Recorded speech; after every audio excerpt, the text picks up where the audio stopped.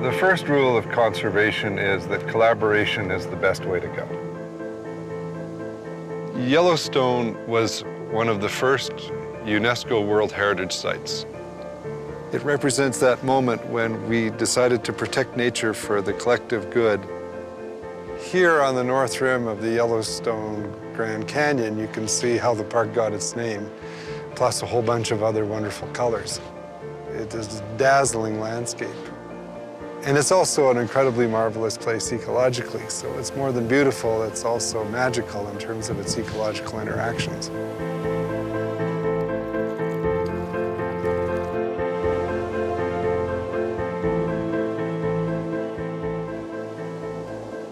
Wolves were well established in Yellowstone when the park was designated in 1872. They are arguably one of the most controversial forms of wildlife on the planet. And we've been at odds with them, certainly over agriculture and now over hunting, for a long time. They are this cultural enigma to us. We killed them every chance we got. And it's only been in the last 3 or 4 decades that there's been a movement of people to say, maybe they're not so bad.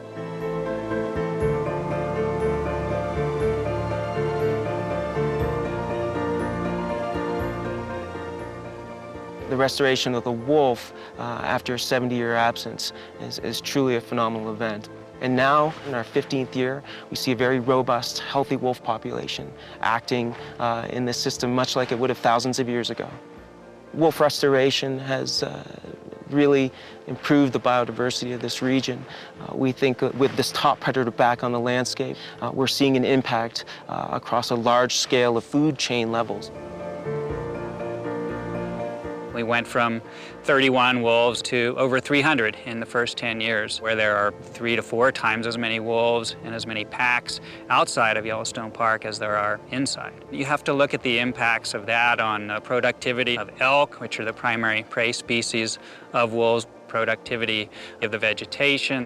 And aspen is like ice cream to elk. It's a favored food. But with the introduction of wolves, the elk population behavior has changed. So what we've got now is this opportunity for some of these smaller aspen to get above the browsing height of an elk. These aspens have a very good chance of replacing these older aspens that are now dying out.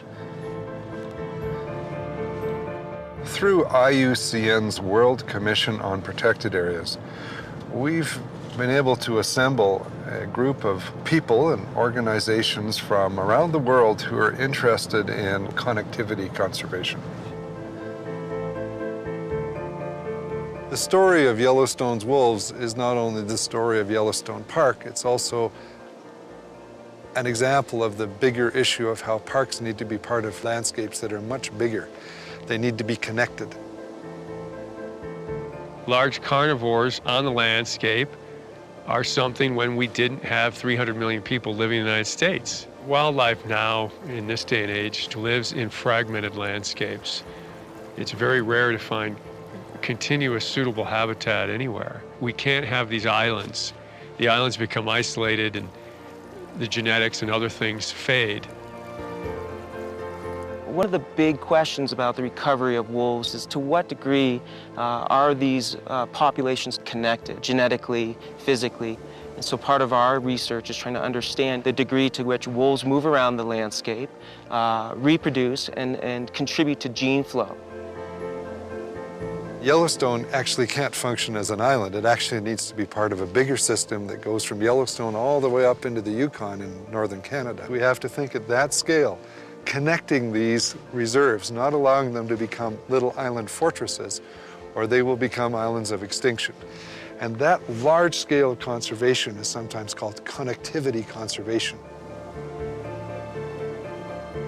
We need these large networks of wild habitat to support these animals and ensure their future.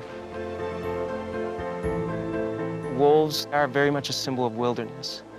They're a symbol of something that was very much a part of our wildlife heritage in the past, very much of a symbol of what we have lost, but more importantly, a symbol of what we now have gained. A large part of the success of Yellowstone wolves has been the bringing together of people. That's really a testament to the value that human societies play, and that coming together, working in different organizations to achieve a common goal. Are we going to save some places? Wolves are a great test for that mindset. Can we do it? Can we bring them back? And not just to settled landscapes, but let them exist in those wild places.